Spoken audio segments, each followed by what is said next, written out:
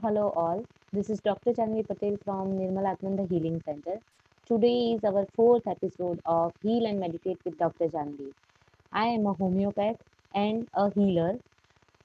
I am an energetic healer. I have learned Reiki as well. I have learned different healing modalities. And my purpose of doing these live sessions with different healing experts is that people have different modalities in their hand where they think of healing anything physical, mental, or emotional issues, and they have that choice that without medicines as well they can heal themselves. So today we have in conversation with me Paul Hinsberger from Idaho, USA. Hi, Paul. Well, good morning, everybody. Greetings from Idaho. Yeah, so Yeah. it's about 5:30 in the morning here, and this is normal wake-up time for me, so it's not out of the ordinary. But I welcome you all. Thank you. So we are so excited, Paul, that you are here with us and you are talking with us. Let me tell you a little bit about Paul. Paul is a published author, a shamanic counselor, a public speaker, a workshop facilitator, and a holistic practitioner. Paul offers heart-based workshops, retreats, lectures that focuses on life's balance, self-awareness, and inner peace. Seen as a life guide, Paul warmly shares his life experiences while connecting deeply with his clients and participants. Noted for his written blogs, Paul also hosts a weekly radio blog with Neelam called The Sharing Circle. Paul has been on shamanic path all of his life. He is an ordained minister and founder of the Church of the Wheel based in Idaho, USA. So, Paul, can you please tell us about your journey into shamanism and healing in a brief? Yeah, gladly. If I may, I'd like to open up sacred space. Definitely, yes. All right. I'm doing this, folks, because in our practice, everything takes place within sacred space. So I'm going to open up a very abbreviated version of this. So I just ask you just close your eyes and just be open and curious. You're going to hear me say that a lot. Here we go. Spirit of the east, of the south, the west, the north, grandfather sky and the earth mother, the sacredness of the seventh direction. I invite you into the sacred circle. Look after us and guide us, and allow the wisdom of these teachings to flow from my heart into the hearts of our listeners. We welcome you, and our hearts are open. Oh, and so Aho. it is. Thank you.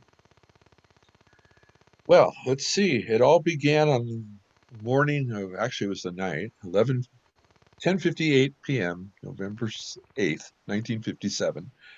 I emerged into the world, and it's always been there. My first power animal, and in our practice in shamanism, we place a lot of emphasis on the gifts, which we call medicine, the energy of animals. And the very first power animal ever came to me when I was about 3 or 4. Uh, I had a pet caterpillar, and I noticed one day that Oscar was changing. Something was going on. He had his little mason jar that was set up like an aquarium without the water. And my mom told me, oh, he's going through a process known as metamorphosis. I was probably the first 3 or 4-year-old kid in Southern California who knew that word. I couldn't spell it, but I knew the word. Anyway, we took him out and I put him up in the eaves just below the roof line of the house.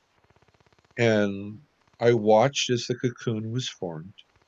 And then one day the cocoon disappeared. And I went inside, I told my mom, stepped outside, and I heard a sound. And I looked up in the sky, and a beautiful orange and black monarch butterfly about this big came, flew 3 times around my head, touched my head, and flew away.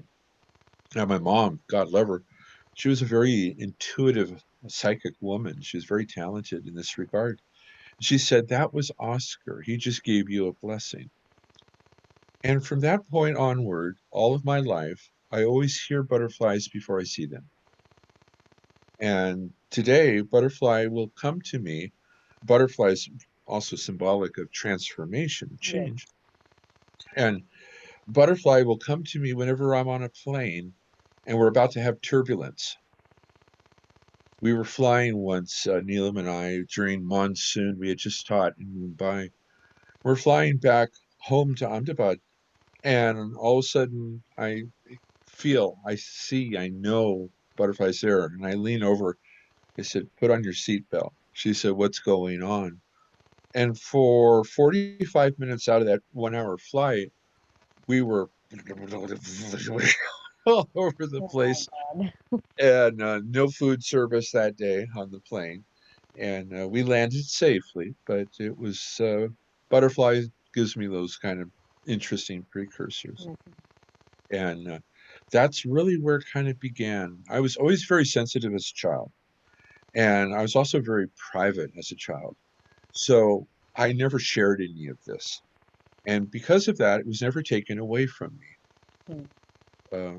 My father loved to grow a very specific type of a grass, which is not native to Southern California, called dichondra. And Dad would say, "Don't step on the lawn, don't step on the lawn, don't step on the lawn." And I would be playing with the kids outside, and a ball or a frisbee would go onto the grass. I would stop, I would apologize to the grass before stepping on it, ask its permission. I would walk across, come back, and you couldn't see a footprint. But God help me if any of the neighbor kids did it look like an elephant had sex on the lawn. And I'd have to do some explaining to my dad. I could touch trees. I could feel their roots. I was able to speak to birds and animals and cats. I saw, just like all of you did, and most likely, I saw the full spectrum of all of a zoo up in the sky and clouds. And I would get messages all the time. I was very intuitive. And so it's always just been there with me.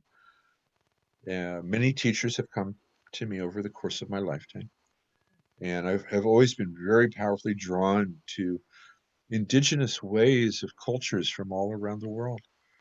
And so I picked up information here, formal teachers, informal teachers, just all kinds of things. And so it's always been there. Yeah. That was wonderful. So you basically is a shaman since childhood, right? It has always been there. Yeah, yeah. And can you tell us about the Church of the Wheel gathering you are doing every Sunday? Yeah, oh, definitely be happy to. I was born and raised through Catholic school, Hmm. and there was always a calling. There were two things at play, though. Number one is that though being raised Catholic, there was something inside of it that said that isn't quite the thing for me. Hmm. You know, I absolutely loved Jesus as a shaman. He was very, very shamanic, and I'm closely aligned with him. But it's not the Jesus that has been micro condensed and marketed. Instead, this is the actual person Hmm. himself, Hmm. and how he and who he is on the inside. And so within that, I see him in everything. Uh, so that's a different type of a relationship. And as you know, having been with us, for example, the opening of sacred space, it's never the same. Well, organized church is very pigeonholed. It's very done, done, done, done, done, and very procedurally driven. And I would go to church and I would wonder, why am I so frustrated? Hmm. And it was because of the redundancy. I was hearing people saying the only change was the sermon, and that was going over the top of my head. Ceremonial wise, everything was very much the same. It could be done on autopilot. It's like, that just doesn't cut it for me. And so the Church of the Wheel really had been a lifelong calling that suddenly said, now it's time to do it. And the Church of the Wheel is centered around Native American medicine wheel teachings, hence the name. And within that beautiful framework is a way of living that is focused on all aspects of nature. And it brings within it many different traditions. I studied the Tao, I studied Taoism When I was 13, I read Tao Te Ching. I taught myself meditation at 13. And all of that is all so very, very shamanic. And so I bring in forth all of these things. And then, of course, there's also the river of life, because is a huge part of all of this. And it becomes a journey of your own self. mm, As I tell folks that I walk a path that many others have walked and do walk, and our footsteps may cross, yet I walk in my own footsteps. So this is a very personal form of spiritual practice. It does not adhere to any form of dogma, and therefore it is open, it is spontaneous. You take ownership of it, it is yours, and it becomes a dedicated path. And so we gather together once a week in sacred space. We gather up at 9:30 a.m. in Mountain Daylight or Standard Time, so it comes out to 9 p.m. Indian mm, Standard Time. And we do record the sessions, and they're very spontaneous. I every Monday I put out an email of what we had covered, the page where the recordings are housed, as well as the upcoming gathering, as well as the library of all of our gatherings, is a consistent URL. mm, But I talk about this past Sunday, we talked about blank, and then will give some suggestions on how to keep the medicine active. I know for many people, they'll go to some type of a gathering, a church or a spiritual gathering.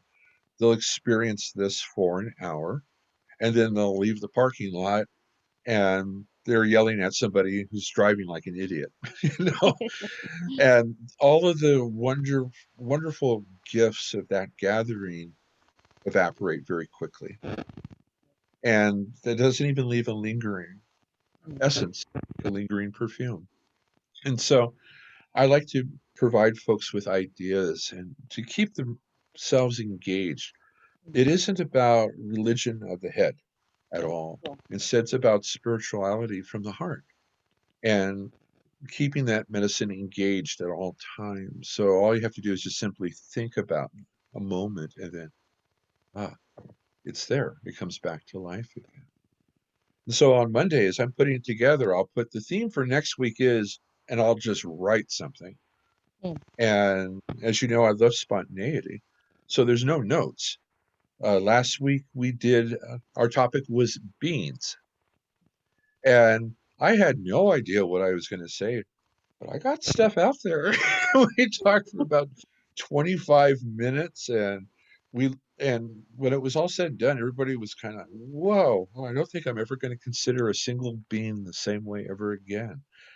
And that's the medicine. That's the magic of the Church of the Wheel, and that's what it's all about. So I invite everybody, come and take a look. It one word URL, just churchofthewheel.org, and go and visit me and come and sit in on one of the sessions.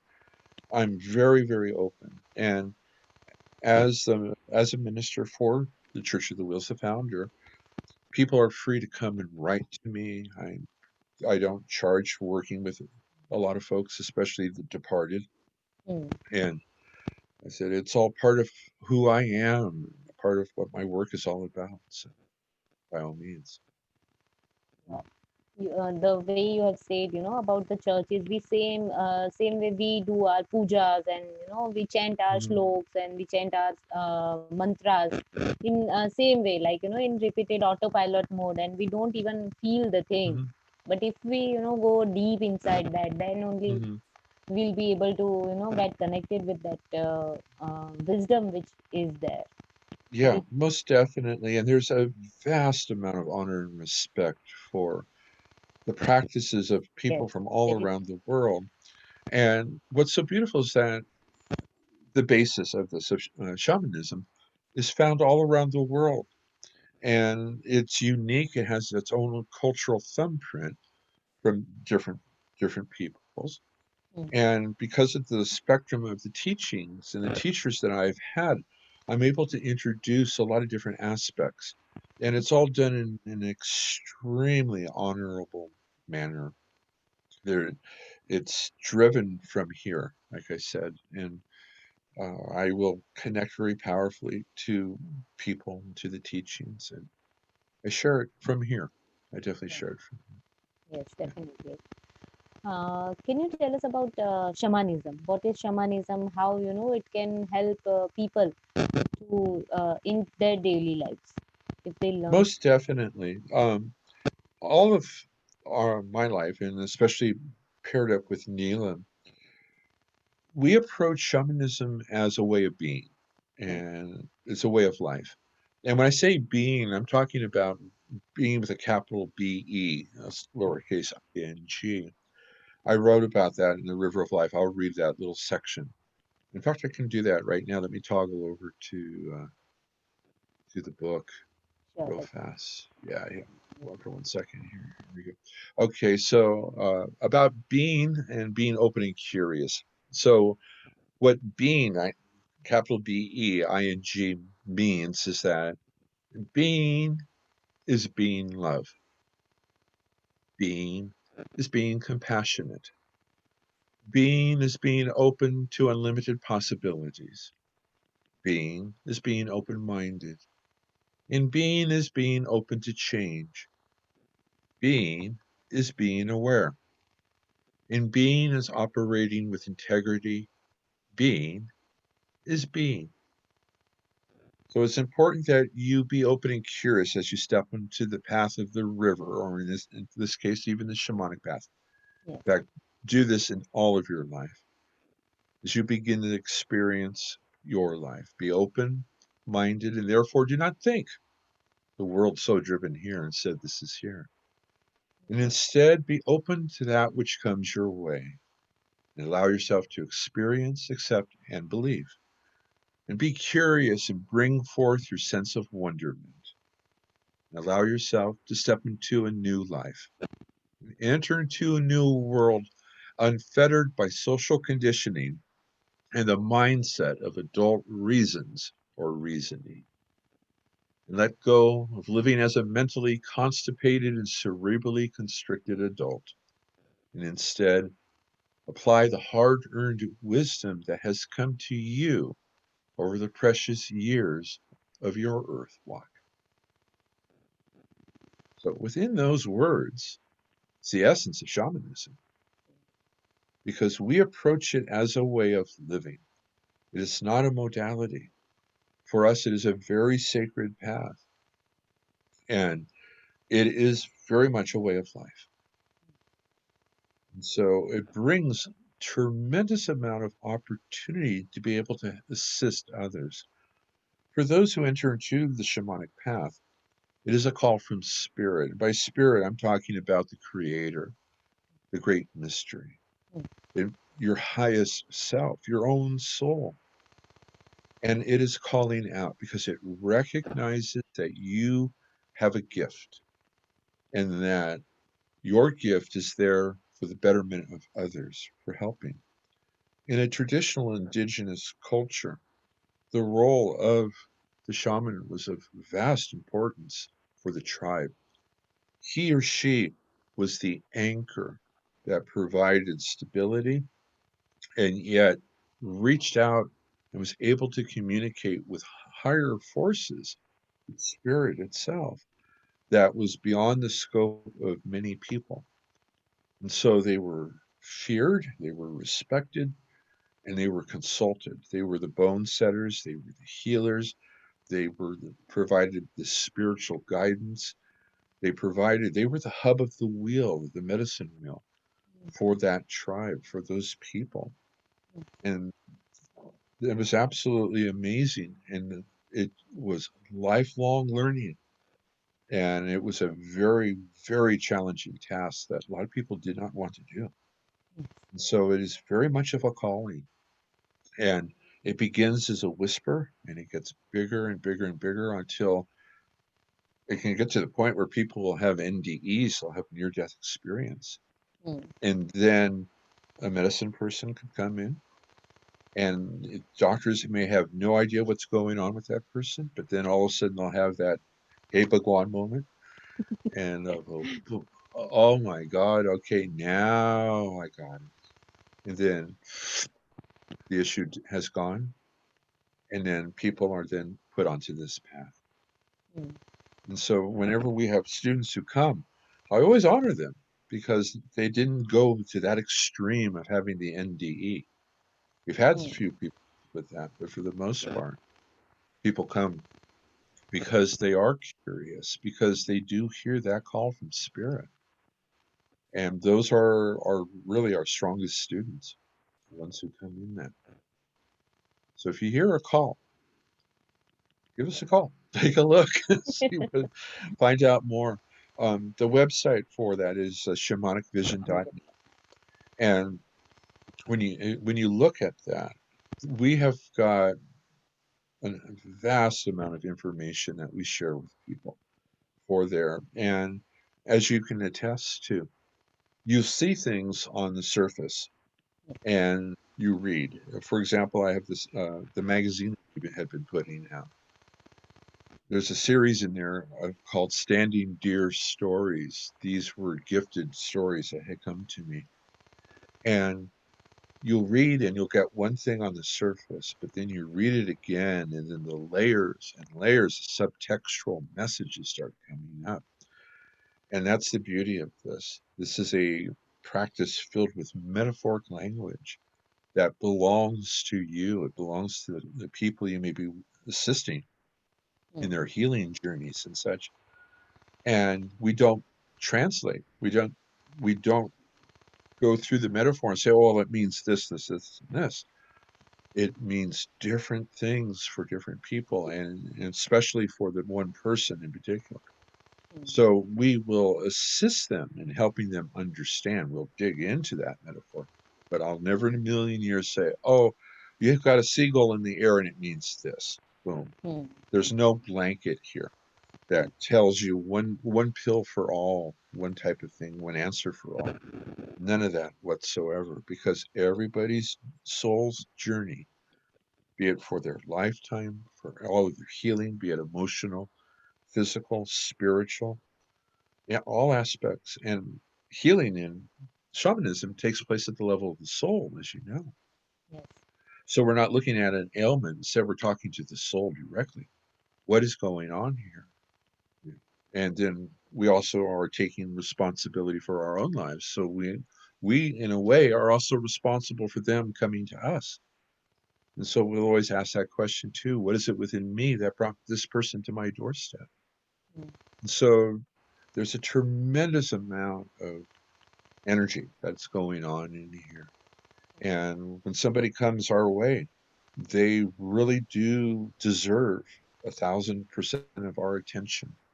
mm, It's never just, oh, I got a client at 1 o'clock. No, no.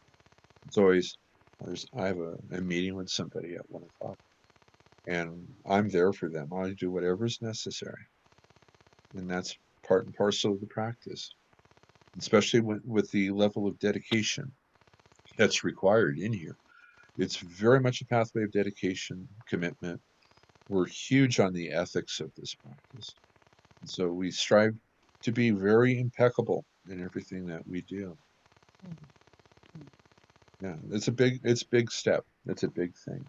But when you're ready for it, boy oh boy, the world opens up for you without a doubt. Very true.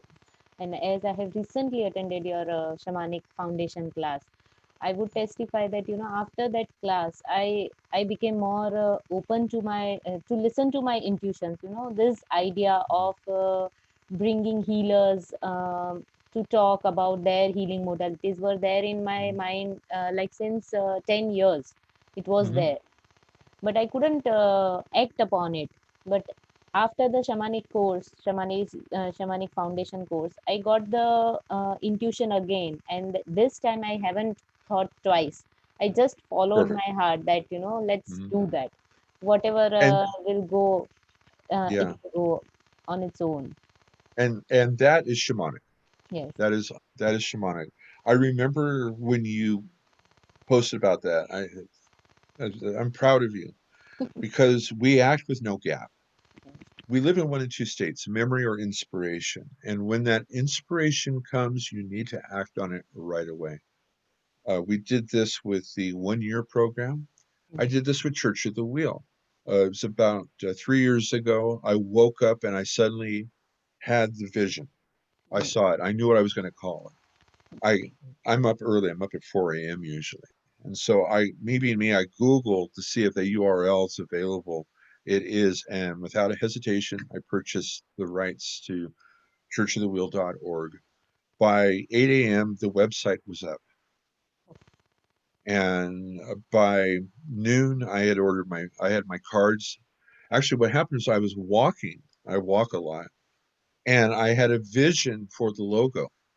mm, And I immediately drew this thing out. This was actually the Shamanic Vision logo. And then I saw that a modification of that logo for mm, Church of the Wheel. mm, And I grabbed the artwork, found it. I reached out to somebody who had done the artwork earlier for us, which was also on inspiration. On a walk, saw it, rushed home, drew it out, and then synchronicities, right? That's part of our practice. All of a sudden, I get a phone call from one of our students out of nowhere who lives there in Ahmedabad. It says, "Hey, I'm opening up a graphic design business." I said, "Great, I'll be your first client." wow, 2 hours after our drawing this on a napkin, we're sitting in a restaurant. I'm sharing her the image mm, and the meaning behind it all. 4 small revisions, and the logo's done. wow, And for the Church of the Wheel, same thing. Modification logo. Reached out to who I thought was her. Turns out it was somebody else, but he did a great job, and the logo was done. mm, And one little modification was required. Whole thing done. So it went from inspiration to completion in my hand within 5 days. wow, Yeah, the standing deer story that came to me in Vipassana, mm, and I recited that story 10 times because it's the stories are created to be told in a traditional oral manner, but they're also to be read, and they can be read by parents to their children and vice versa, just like the River of Life book. mm, And the stories will just suddenly come, and I'll say, "Here's the theme." And the next thing I know, I've got 5,000 word story, and it's done. okay, And so we act on that inspiration. mm, So for all the folks that are out there, if you have a dream, if you are suddenly inspired to do something, act upon it right now. The sooner you act, the faster the wheels begin to spin. And I know all of you out there all have dreams. Do not let your dreams die. mm, Don't say, "Oh, I'll wait for a better day. I'll wait for tomorrow," because tomorrow never comes. You're always chasing tomorrow. You're running after tomorrow. Be in the now. And by being in the now and by following your inspiration, all of a sudden life will blossom and enter into a brand new way of being. Our world is structured in such a way that it wants us to put the emphasis on our memories. mm, We're taught in such a way through the patriarchal world of life being pigeonholes and of routine and of standardization and memorization and route. And as Neelam attested the other day, about the fluidity of life, the mm, feminine aspect of life. And that's what this is all about. It's about the shift that we're seeing in the world today of going from a patriarchal society. mm, Right now, around the world, you're seeing world leaders, and one in particular who I will not mention, kicking their heels, digging their heels into the earth, doing so with vast amount of aggression mm, because they know we're going to go back. We're going to go back. Well, you're bloody well right. We're going to go back, but it's not going to be to the back that you're thinking of. mm, We're going forward and connecting to back into a maternally oriented world. Our teachings are all about establishing balance. I look at things this way. This is the base of a triangle. The mm, top is the fulcrum, and up here is a bar, and it's just like a seesaw, a teeter-totter when you were a child. Hmm. And on one side you've got the yin, other side you've got the yang. This would be my yin, yang here. And we're attempting to establish it. What's going on is that right now in the world, it's fighting to maintain, establish this because it's so much of this right now. Hmm. Just think of humanity is up here kicking its heels, trying to touch the ground. Hmm. And you've got people that are down here going, no, I'm the one who's controlling all of it. And what these guys have to do is they have to let go. Hmm. And this thing will find its balancing point.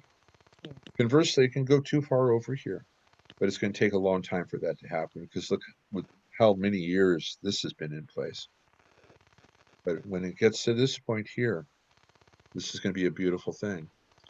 And right now, for all of us, it's that time for that change. It is time for the change that takes place within you to ripple outward into the outside world. We're big about the principles of cause and effect. And within that, you become the rock that enters into the pool. Hmm. You become the ripples that change. So, what you're doing here is instigating change. You're raising awareness. You're opening up doorways for people. Oh, I didn't know about that. Oh, I'm going to want to look into this. Or, oh, that's a great alternative way of addressing an issue. Hmm. So you are an instigator of change. This is shamanism. That's what this is all about. And Yes. so we're, the change will take place, and it will take place one person at a time. Allow what is inside of you to be reflected outward, and you'll see that change taking place in others. True. Very true. So let's talk about River of Life. What is Gladly, River of Life? And tell us about your book of River of Life as I will. I will.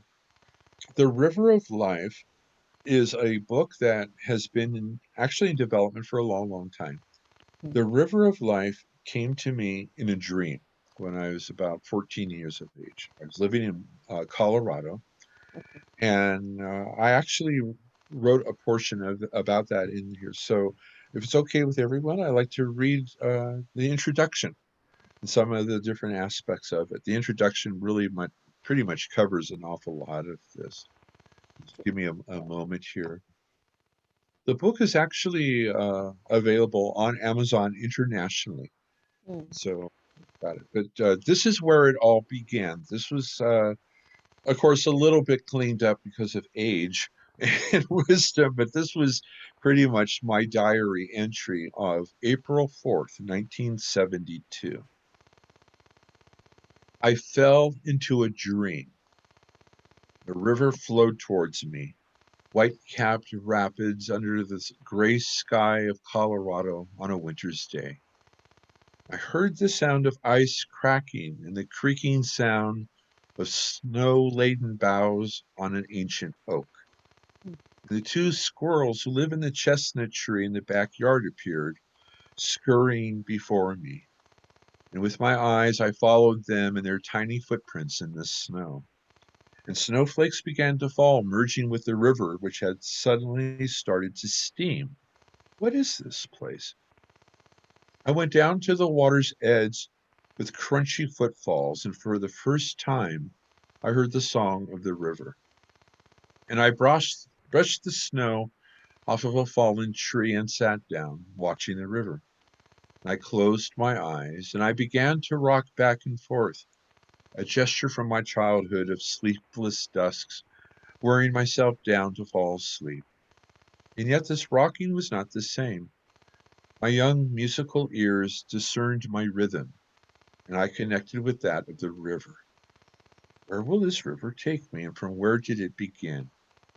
And at those words, I stepped into a black cosmic swirl. Slowly spinning among the stars, a beam of light came upon me with warmth and the pull of a tractor.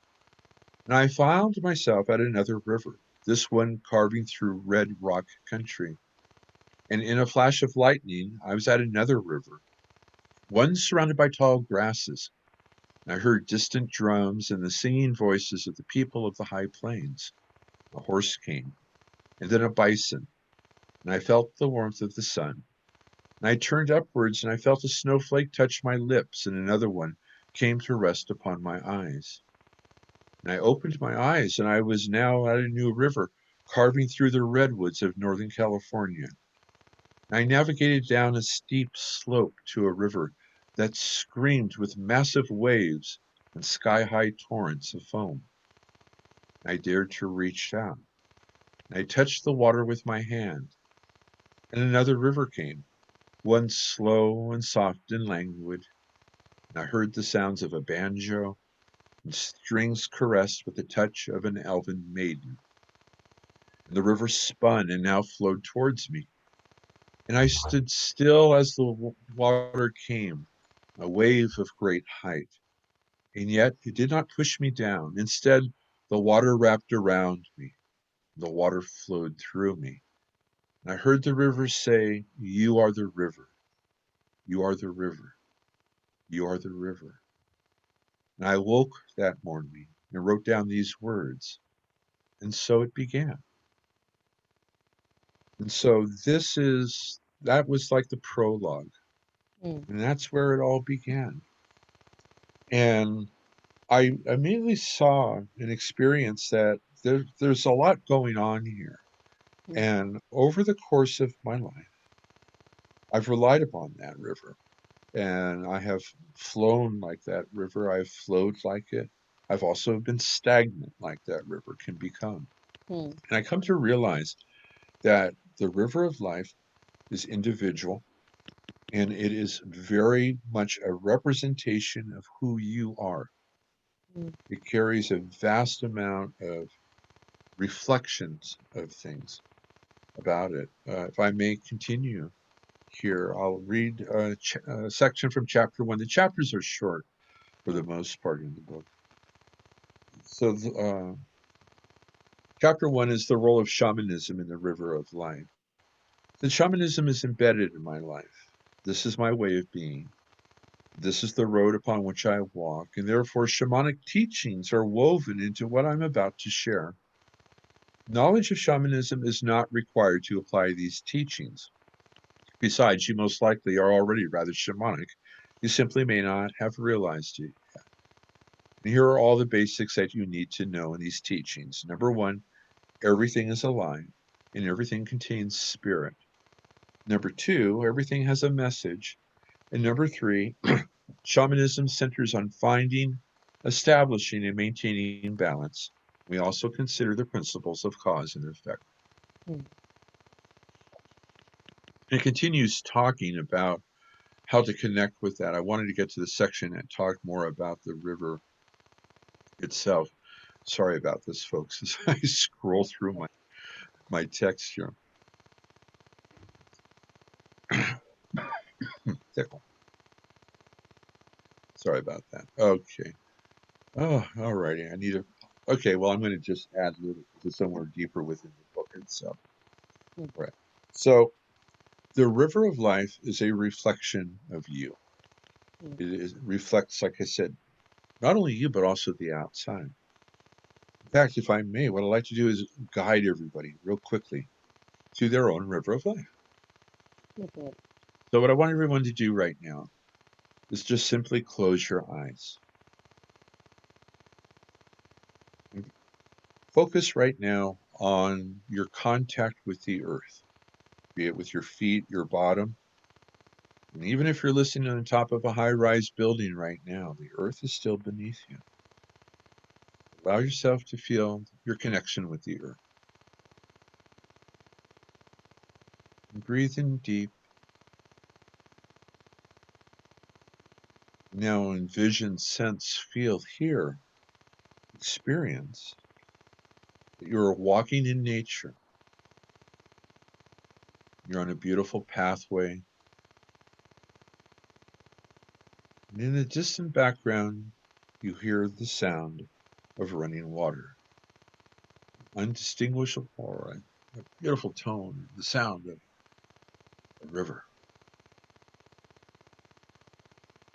You walk over a little knoll, and right before you, you see a river. Step closer and closer and closer. You stand right beside your river. So observe, where is your river flowing? Is it flowing from left to right, right to left? Is it flowing directly towards you? Is it flowing away from you? Is it flowing at an oblique angle? Is it coming in at the diagonal? Perhaps you see your river right before your feet. Maybe you're standing far away. Maybe you're floating above it. Maybe you're inside of it. It is your river, and therefore there's no right answers. They're only yours. And just observe the beautiful experience of this.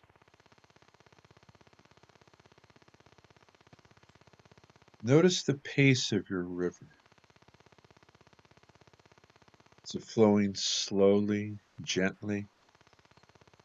Or is it rushing? Is it fast? Are there many boulders, or is it very smooth? How clear is your water? And look around as well. Look at the landscape. Know that in this moment, you are in nature, and nature is flowing through you.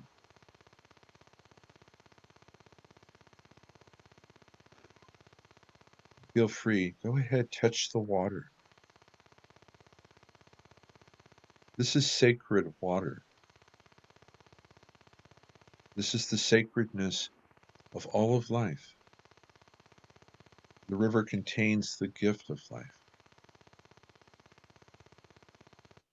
Feel free to bathe, to wash, to drink.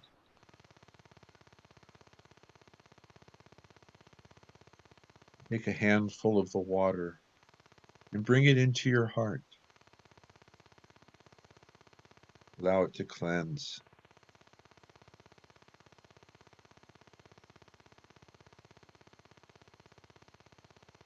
This beautiful sacred place belongs to you and only you. You can come back and you can revisit this at any time.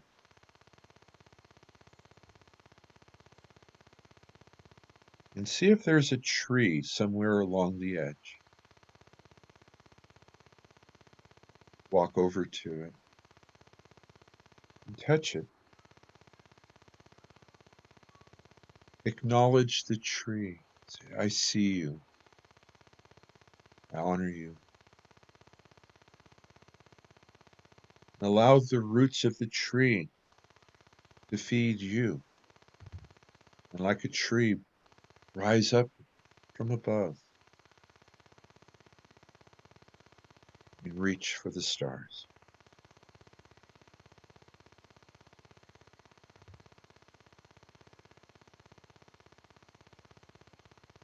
Look back at your river, look at the tree. Bring this energy, this medicine into your heart and place your hands on your heart. Breathe in.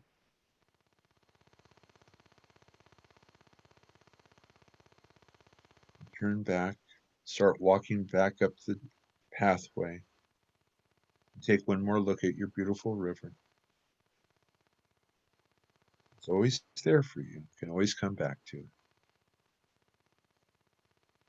Now gently come on back into the room. Oh.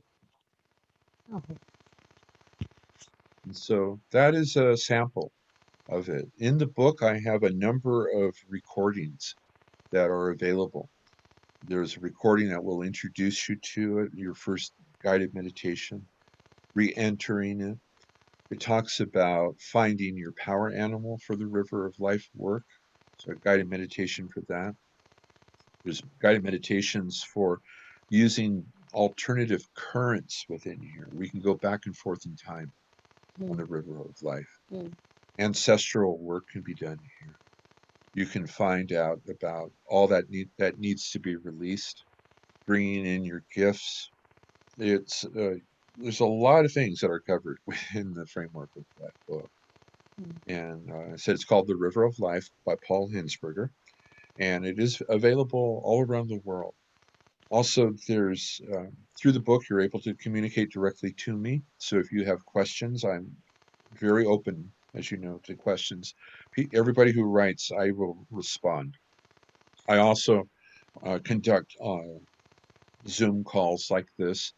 And of course, through the Church of the Wheel, every Sunday almost, we do a River of Life guided meditation Hmm. as well. And so that it's some big, big work.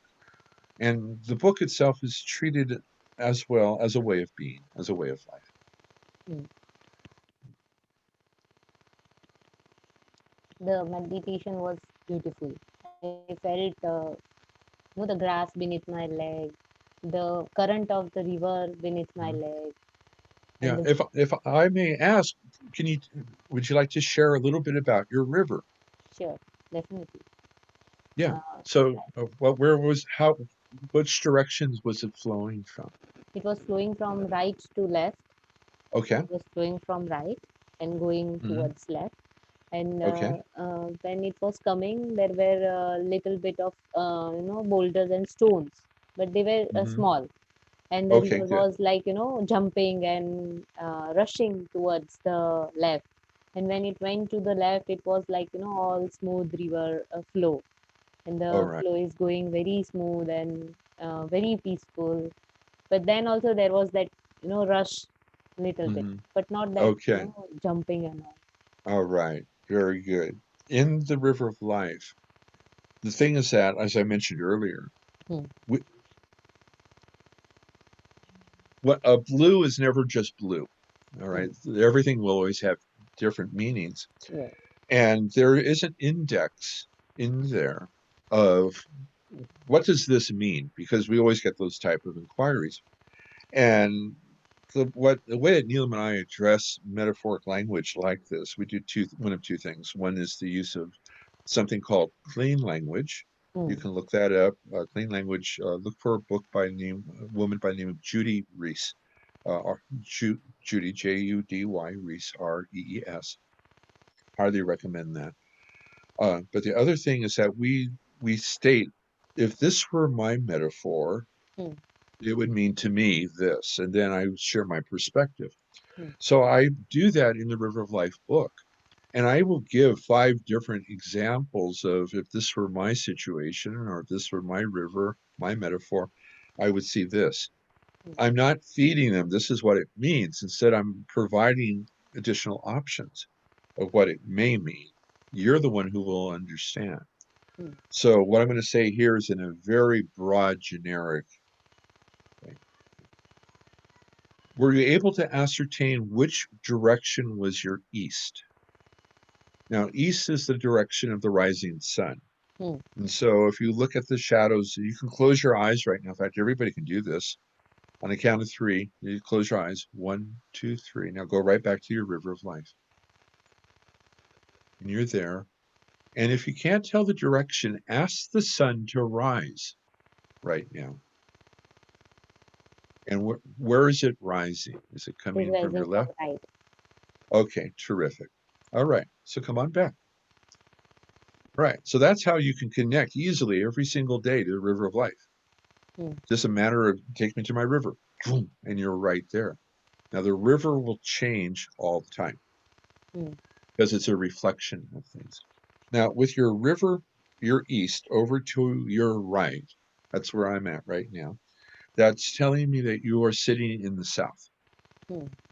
Okay. Hmm. Now in these teachings, your left side represents your past.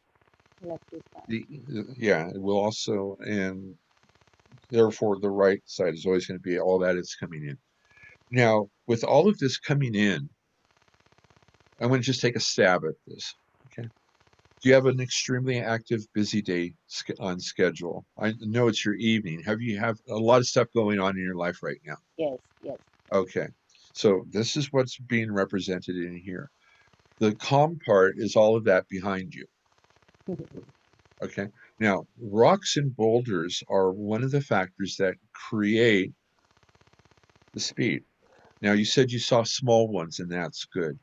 For people that had big boulders, in this practice, what we're finding is that big boulders oftentimes are symbolic of big issues that are going on in your life Mm, that are causing the turmoil of your river. mm, Sometimes you may find that the river current on the top may be very frantic, but the one underneath is very calm and sedate. This is a reflection that somebody is able to handle the stuff that's going on the outside while being calm on the inside. mm. Because that top of that water may be a reflection of your outside world. You have the ability to slow down your river. All that you would do is you would just stand there and put your arm out like a traffic cop. Just say slow, slow, slow. And if you do that right now, notice what happens to your river. So just go back and just say, shh, it's okay. Just slow down, calm down.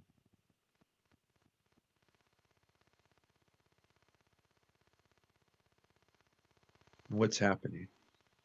It is slowing down. And do It you is feel not, it in your heart? yes. And it is not, Mm-hmm. jumping now. It is, Mm-hmm. slowly, slowly, Mm-hmm. slowly moving. Yeah. Your pace, your own pace will slow down. Your heart rate will slow down. Yes. Life will slow down. And then through the ripple effect of that, of the pond, cause and effect, it now radiates outward. And you can bring peace into a room Wow. and it becomes more sedate. The river is my muse. Mm, And so all I do is I close my eyes, I see it, and I write to the rhythm of the river. mm, I speak from the river. mm. That's why you don't see me all. I don't do that very well.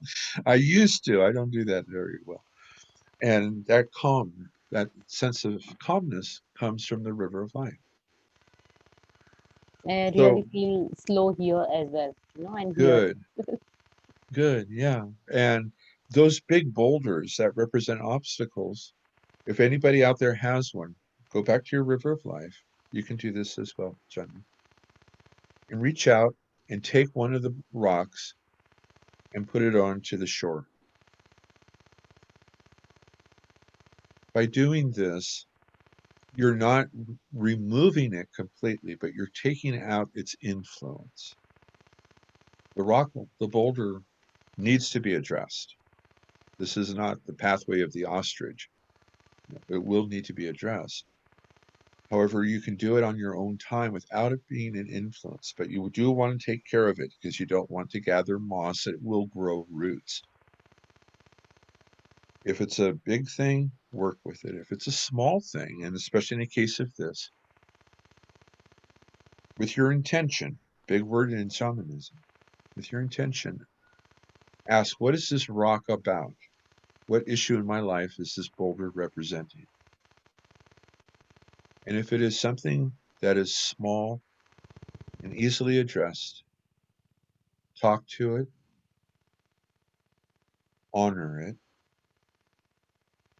acquire the lesson and the wisdom of the teaching of that rock or that boulder, whatever it is that it represents in your life. Say, I thank you for coming to me, and I hereby release and also relinquish you. I no longer need you. And then you can crush it into fine sand. You can sculpt it into a tombstone, or you can throw it way out behind you into the west and watch it go out and leave you.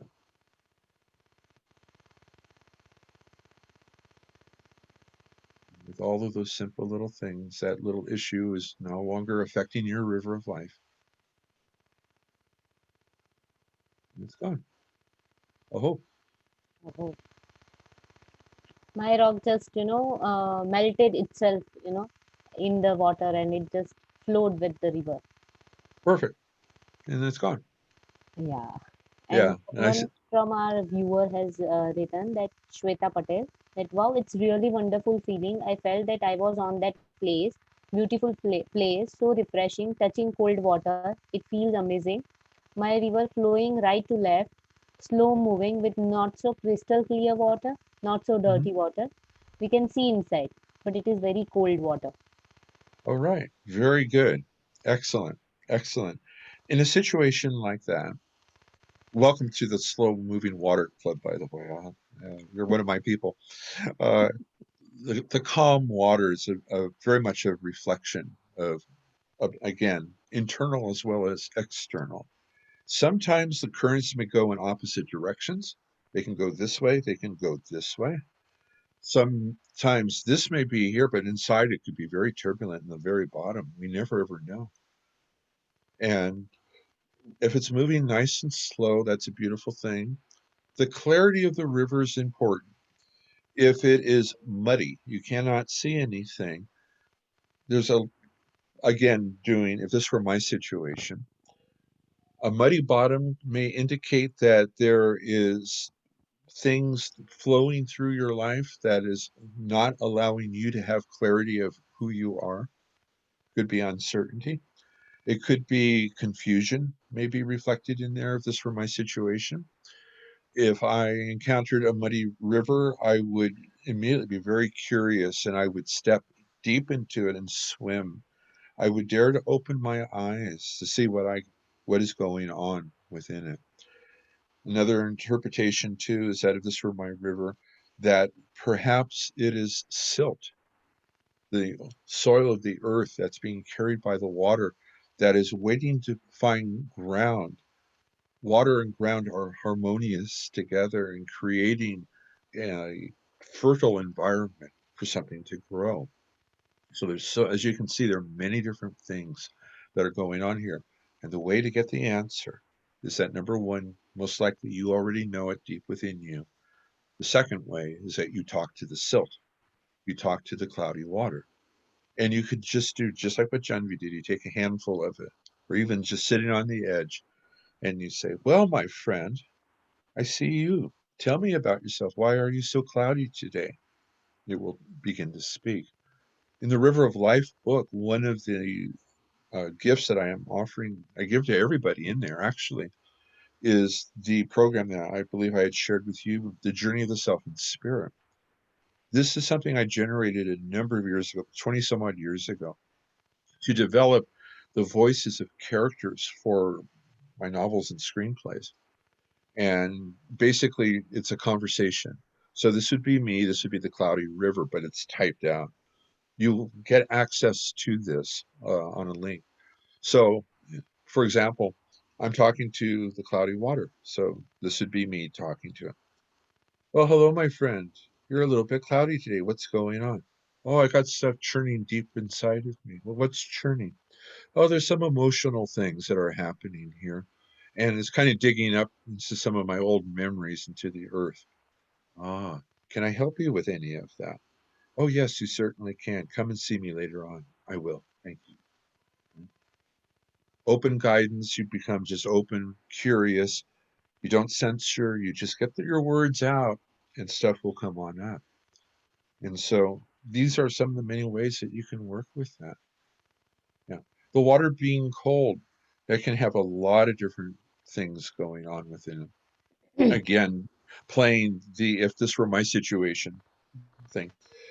If this were my situation, am I seeking to find a balance, to find cooler things within me due to the excessive body heat?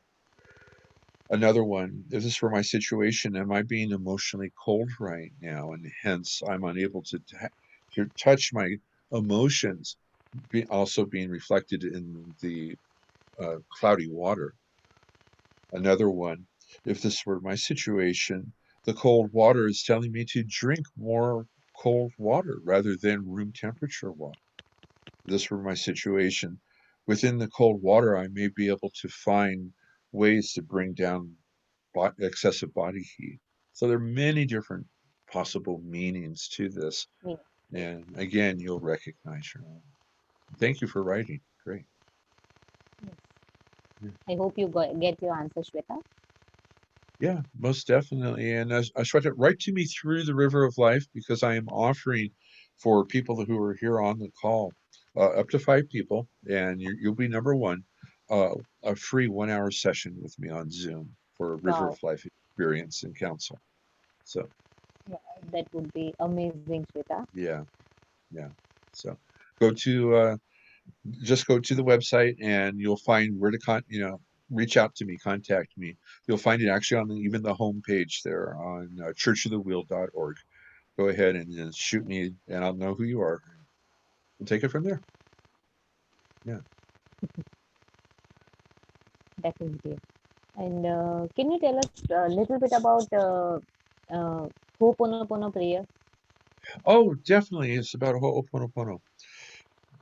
What part of my the training that I've received over the course of years has been in the beautiful psycho-spiritual practices of Huna, the traditions originating from the Polynesian islands that are most seen today in Hawaii. Uh, Ho'oponopono comes from these Huna traditions. And I know that a lot of folks are going to be familiar with Ho'oponopono. What you see most often, especially out there like on YouTube, is a very generic version of it. Like everything else, Ho'oponopono is actually also a way of being, it's a way of life. It originated as a forgiveness ritual in small villages and things within the framework of the Hawaiian traditions.